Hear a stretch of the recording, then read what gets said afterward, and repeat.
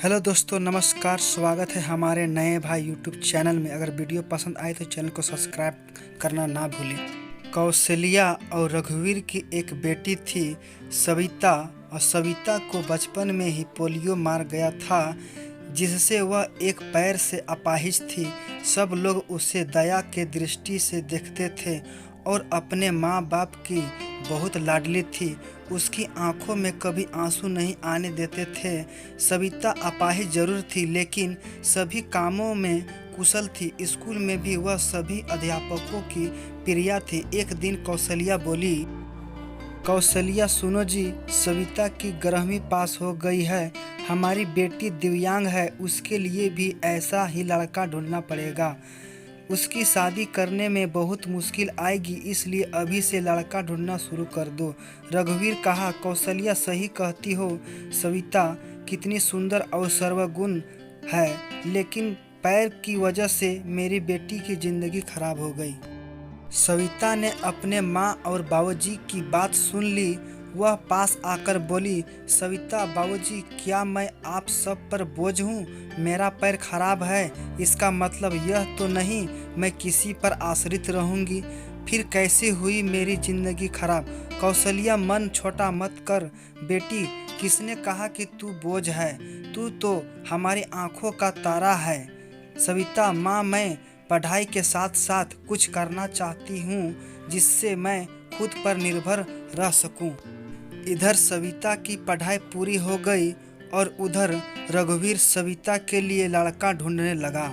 सविता के लिए परेश का रिश्ता आया। परेश रसायन फैक्ट्री में काम करता था। परेश अपनी माँ राम और अपने पिताजी के मुकेश के साथ सविता को देखने उसके घर आया। मुकेश, अरे बेटा, लड़की का तो पैर खराब है। परेश, पिताजी, अगर मैं दिव्यांग लड़की से शादी करूंगा तो मुझे किसी का जीवन संभालने का सौभाग्य मिलेगा। रामा बेटा, तेरी जिंदगी है, जो भी फैसला हो सोच संभल कर लेना। परेश, देखिए सविता जी, मैंने आपकी जितनी भी तारीफ सुनी, मैं खुद को आपसे मिलने से रोक नहीं पाई। क्या आप शादी के लिए राजी हैं? सविता, परेश जी, मैं एक अपाहिज लड़की हूं और आप पूर्ण रूप से स्वस्थ हैं। क्या आप एक अपाहिज लड़की को स्वीकार करेंगे? परेश, सविता, मैं जिंदगी भर आपका सहारा बनने के लिए तैयार हूं, अगर आपको ऐतराज ना हो तो। सविता, अगर आप तैयार हैं तो मैं खुशनसीब हूं कि मुझे आप जैसा जीवन साथी मिलेगा। सविता और परेश की बहुत धूमधाम से शादी हुई।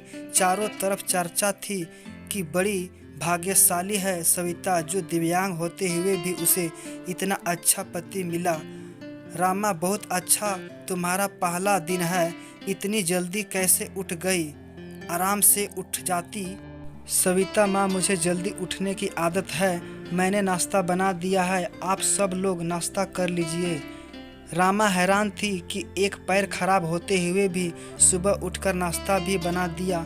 इसी तरह सविता ने थोड़ी ही दिनों में सारा जिम्मेदारी अपने ऊपर ले ली। सविता से सभी बहुत खुश थे।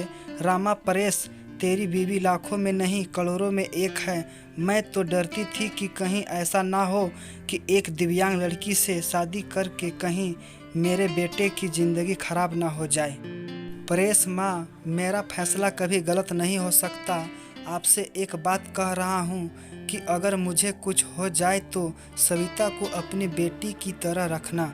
रामा, चल पागल, ऐसे नहीं बोलते, वे अभी भी मेरी बेटी ही है। और अगले ही दिन उनकी खुशियों को जैसे किसी की नज़र लग गई। परेश की फैक्ट्री में जहरीले गैस लीक हो जाने से कई लोगों की मौत हो गई, जिसमें परेश भी शामिल था।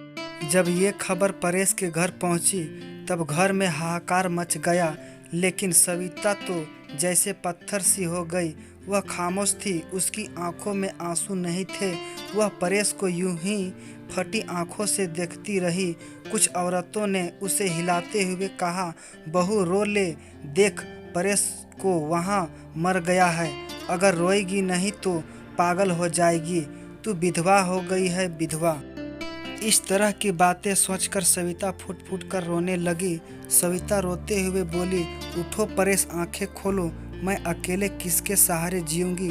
अभी तो मैंने तुम्हारे साथ कुछ ही दिन गुजारे थे, फिर मुझे अकेला छोड़कर क्यों चले गए।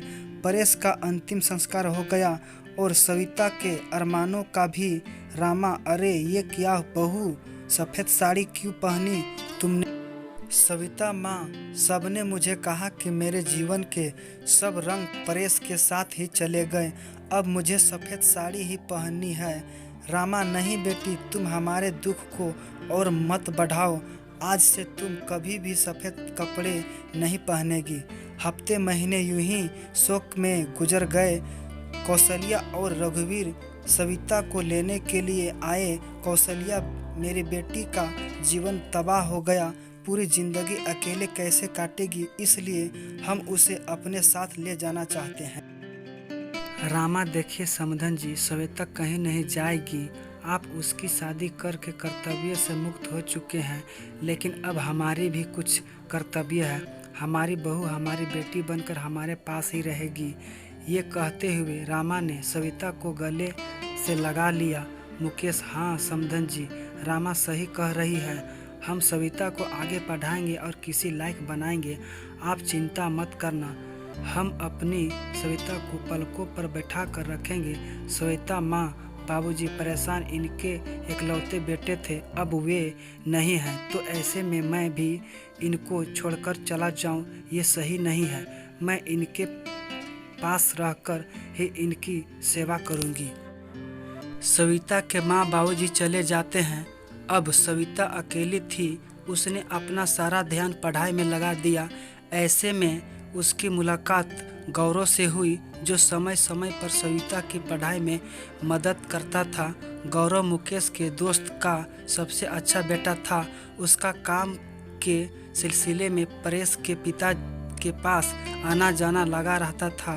गौरव इंजीनियर था और बड़ा ही सलीन स्वभाव का संस्कारी लड़का था। चारों तरफ औरतें बातें बनाने लगी। एक औरत बोली, अरे देखो कैसी विधवा है, ये सफ़ेद साड़ी नहीं पहनती, पति का जरा भी दुख नहीं है। तो दूसरी बोली, बन संवर कर कॉलेज जाती है, बेचारे रामा और मुकेश का तो बुढ़ापा ही खराब है। तीसरी औरत ने कहा, पहले इस लड़के का घर में आना जाना ठीक था, लेकिन अब परेश नहीं है तो इसके जवान विधवा बहू के घर नहीं आना चाहिए। लेकिन सविता को किसी की बातों से कोई फर्क नहीं पड़ता था, क्योंकि उसके पास ससुर उसके साथ थे। रामा जब इतनी अच्छी बहू के लिए लोगों के ये ताने सुनती तो वह तड़प उठती थी, रोने लगती थी। सविता ने अपनी मेहनत से बीए कर ली और विकलांग कोटे में से वह एक शिक्षित के रूप में नियुक्त हो गई।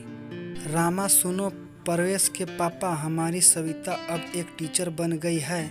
लोग ना जाने उसे कैसे कैसे ताने देते हैं। हमें अब उसकी शादी करा देनी चाहिए। मुकेश सही कह रही है। रामा विधवा है, अनाथ नहीं है, लोगों की उल्टी सीधी बातें सुनेगी। अब अपनी बहू की शादी धूमधाम से करेंगे। मुकेश, हाँ, मैं उसकी शादी करना चाहता हूँ। उसकी ज़िंदगी से भी विधवा शब्द हमेशा के लिए मिटा देना चाहता हूँ। तभी गौरव ने आकर कहा, गौरव अंकल, अगर आप विधवा के काबिल समझते तो मैं आपके बहू से शादी करने के लिए तैयार हूँ। मुकेश, गौरव, तुम क्या तैयार हो? मुकेश, मुझे यकीन ही नहीं हो रहा है कि मेरी बेटी तुम्हारे जैसे लायक और होनहार बेटा पसंद करेगा। मुझे तुम पर गर्व है, मैं ये शादी के लिए तैयार हूँ बेटा। तभी मुकेश घर आकर के सविता को कहता है, सविता बेटी, तुम जानती हो मैंने हमेशा तुम्हें अपनी बेटी से बढ़कर माना है। मैं चाहता हूँ कि तुम्हारी ज़िंदगी की अधूरे सपने को पूरा करूँ। मैं तुम्हारी शादी गौरव से करवाना चाहता हूँ, तुम्हें कोई इतराज़ तो नहीं? सविता, पिताजी परेश की जगह शायद ही मैं किसी को दे पाऊंगी, लेकिन आपने जो मेरे लिए किया है वो कोई कर नहीं सकता। आपका फैसला मेरे सर आंखों पर, जैसा आप कहें मुझे मंजूर है। और फिर सविता और गौरव की धूमधाम से शादी हो गई और सब खुशी खुशी रहने लगे। चैनल में अगर वीडियो पसंद आए तो चैनल को सब्सक्राइब करना ना भूलें।